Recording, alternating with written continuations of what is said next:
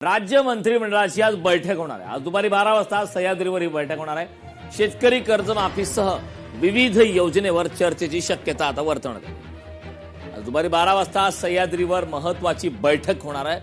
राज्य मंत्रिमंडळाची ही बैठक आहे। शेतकरी कर्जमाफीसह विविध योजनेवर चर्चेची शक्यता आता वर्तवण्यात आली। आपल्या सगळ्यांना माहिती आहे की राज्य सरकारने जी पहिली यादी जाहीर केली आहे त्यामध्ये साधारणतः 17 लाख पात्र शेतकऱ्यांना त्याचा फायदा हा होणार आहे आणि 17 लाख शेतकऱ्यांपैकी पहिल्या यादीचा जर विचार केला तर साधारणतः पहिला हप्ता आपण त्यातला 6,22,000 शेतकऱ्यांना आणि त्यांना 5,028 कोटी रुपयाचं हे शेतकऱ्यांना कर्जाचं ते वितरण आपल्या हप्त्याचं वितरण किंवा माफीचं वितरण हे केलेलं आहे आणि ती यादी आता टप्प्याटप्प्याने आता हे वितरण हे असंच चालू राहणार आहे आणि कर्जमाफीची रक्कम ही माझ्या शेतकऱ्यांच्या खात्यामध्ये पात्र जमा होणार आहे।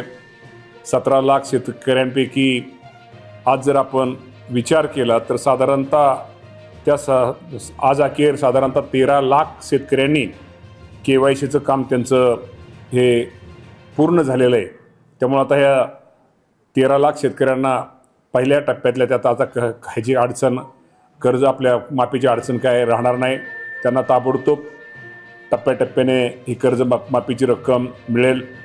आज आपण जर सगळ्यांचा जर विचार केला तर साधारणतः पहिल्या यादीतील ह्याच्यामध्ये साधारणतः माझ्या माहितीप्रमाणे जे शेतकरी इन्कम टॅक्स भरतात त्यांना त्या यादीतून आपण वगळलेलं आहे आणि साधारणतः त्यांची संख्या पण मला वाटतं आपल्याकडं आलेली आहे आणि मला वाटतं माझ्या माहितीप्रमाणे अपात्र शेतकरी म्हणजे इन्कम टॅक्स भरणारे आयकर शेतकरी साधारणतः 94,000 शेतकरी हे आयकर भरत असल्यामुळे ते शेतकरी कर्जमाफीसाठी अपात्र ठरलेले आहेत आणि अन्य कारणामुळे साधारणतः 46,000 शेतकरी हे अपात्र ठरलेले आहेत।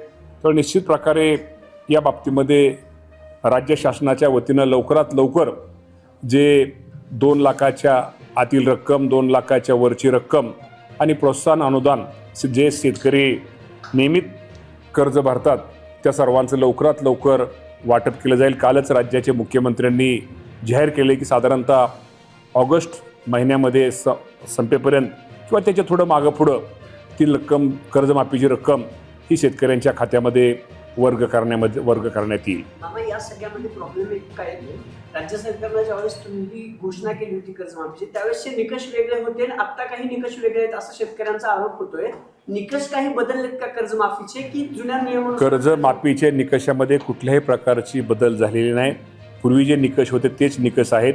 एवढंच आहे की 2019 साली महात्मा फुले कर्जमाफी योजनेमध्ये ज्या शेतकऱ्यांना लाभ दिला होता त्यांना आपण ह्या पहिल्या निकषामध्ये 50,000 रुपयेच त्यांना देणार होतो, परंतु पुन्हा आपण राज्याच्या मुख्यमंत्र्यांनी तो निर्णय बदल करून त्यांनाही 2 लाखाच्या आतल्या शेतकऱ्यांना त्यांनाही सरसकट त्यावेळेस कर्जमाफीचा आपण देण्याचा निर्णय घेतलेला आहे। ती संख्या आपल्यामध्ये ही थोडी वाढलेली आहे। पेरण्यांच्या बाबतीमध्ये निश्चित प्रकारे आज अखेर आपल्या संपूर्ण राज्यामध्ये जर विचार केला तर साधारणतः 91% आपल्या जे आपलं उद्दिष्ट होतं त्या उद्दिष्टाप्रमाणे 91% क्षेत्रावरती आपली पेरणी ही झालेली आहे आणि निश्चित प्रकारे आपल्याला माहिती आहे की नाशिक विभागामध्ये सर्वाधिक पेरणी ही नाशिक विभागामध्ये झालेली आहे। 95% पेरणी ही नाशिक विभागामध्ये झालेली आहे आणि मराठवाडा विभागामध्ये 94% पेरणी झालेली आहे आणि सर्वात पेरणी ही ठाणे विभागात सर्वात कमी ही 85% पेरणी झालेली आहे आणि विदर्भ विभागात सुद्धा साधारणतः 96% पेरणी झालेली आहे।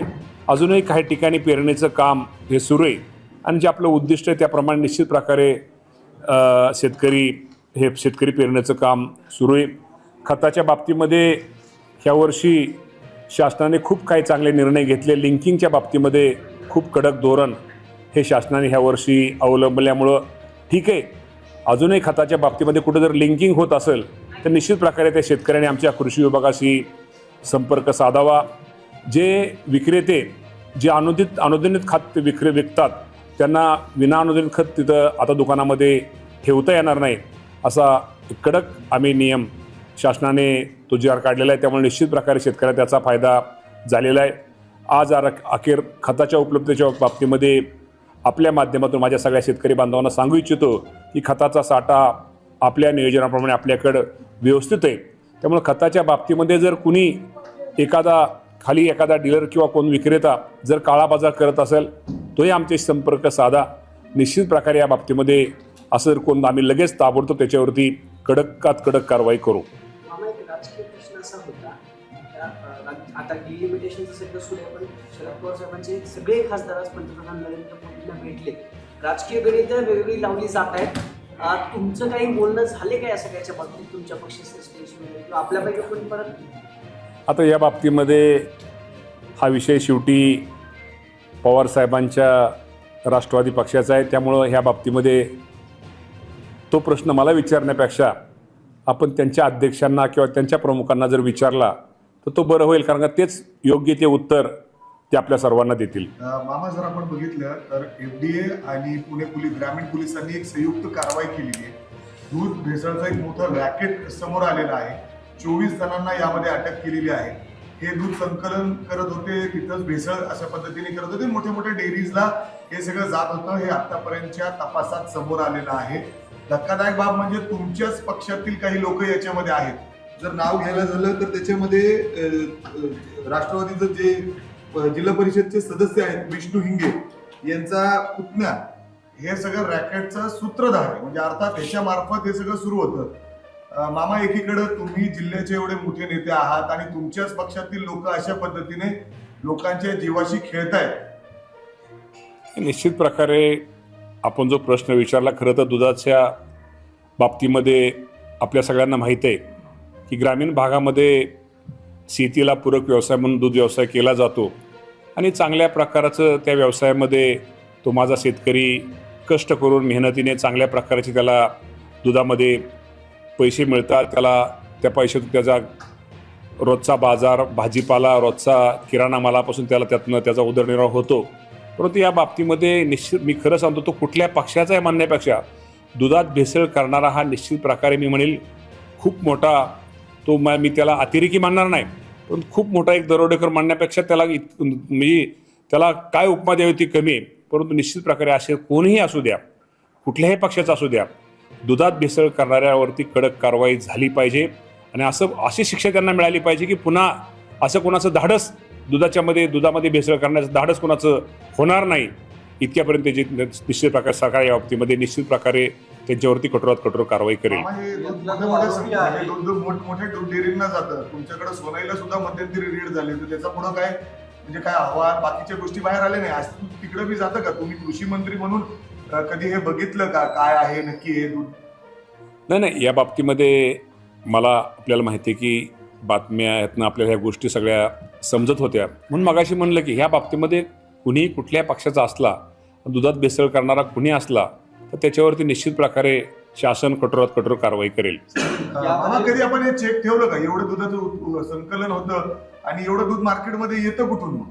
हे 100% या बाबतीमध्ये निश्चित प्रकारे या बाबतीमध्ये आता सरकार पाठीमागं कदाचित थोडंही झालं असेल, पण इथनं पुढं नक्की या बाबतीमध्ये लक्ष देईल. कारण का शेवटी हे दूध लहान मुलांना, गरोदर मातांना, आमच्या वयोवृद्ध ज्येष्ठांना ते दूध पितात आणि त्यातनं त्यांना कुठंतरी त्यांचं आरोग्य चांगलं राहावं त्यातनं ही करत असतात. परंतु असं जर कोणी करणार असेल तर नक्की एक ते चुकीची गोष्ट आहे आणि मगाशी म्हणल्याप्रमाणे अशा लोकांना कुठंतरी ठेचून काढलं पाहिजे. पॉलिटिकल प्रेशर सुद्धा दिसतंय पोलिसांवर, काही म्हणजे अटक करायला उशीर सुद्धा झाला. या बाबतीमध्ये राष्ट्रवादीचे असल्यामुळे या बाबतीमध्ये राज्याच्या मुख्यमंत्र्यांनी, दोन्ही उपमुख्यमंत्र्यांनी यांनी जाहीर केलेलं आहे.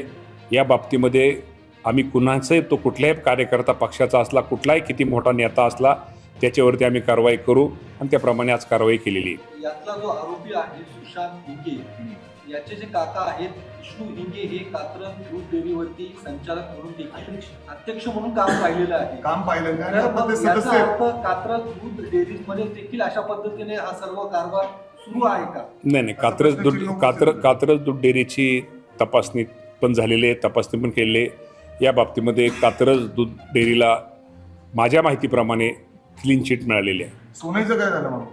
सोनाईचं मला काय माहिती घेतली नाही. मी माहिती ऐका ना, मला माहिती मिळाली नाही. आता मी ती एकच सांगितलं ना, जो कोण दोषी असेल, म्हणजे माझं काय म्हणणं आहे, कुठला एखादा माझ्या कारवाई होत नाही, या बाबतीमध्ये कुणीही जो ज्यात दोषी आढळला, तपासामध्ये चौकशीमध्ये दोषी आढळला, त्याला राज्याच्या मुख्यमंत्र्यांनी जाहीर केले, त्याला आम्ही सोडणार नाही.